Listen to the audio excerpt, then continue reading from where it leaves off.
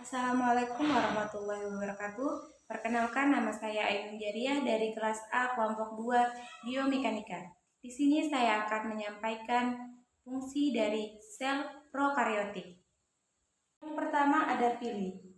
Fungsi dari pili adalah tempat masuknya materi genetik selama perkawinan dan membantu meletakkan diri pada jaringan hewan atau tumbuhan. Kedua, plasmid. Fungsi plasmid adalah membawa sifat non-eksternal dari DNA yang memberi keuntungan pada sel prokaryotik seperti resintesi atau biotik, virulensi, kemampuan menyebabkan penyakit, dan konjuksi berbagai plasmid dengan sel prokaryotik lain. Yang ketiga, ada ribosom. Fungsi ribosom adalah melakukan transisi dalam sintesis protein yang menggunakan kode genetik DNA menjadi protein. Yang keempat, ada sitoplasma. Fungsi dari sitoplasma adalah sebagai tempat berlangsungnya reaksi metabolisme dan menyimpan cadangan makanan dalam bentuk granula tidak larut atau granula penyimpanan. Yang kelima ada membran plasma yang biasa disebut membran sel. Fungsi membran plasma adalah sebagai pelindung sel terhadap lingkungan ekstraseluler dan mengatur lalu lintas zat-zat keluar masuk sel. Yang keenam ada dinding sel.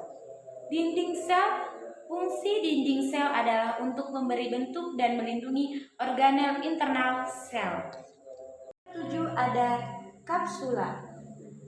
Fungsi kapsula adalah sebagai pelindung sel kekeringan, membantu meletakkan diri dengan bakteri lain atau pada organisme kita, dan melindungi bakteri patogen dari pengaruh antibodi sel inang. Yang kedelapan ada flagella bakteri.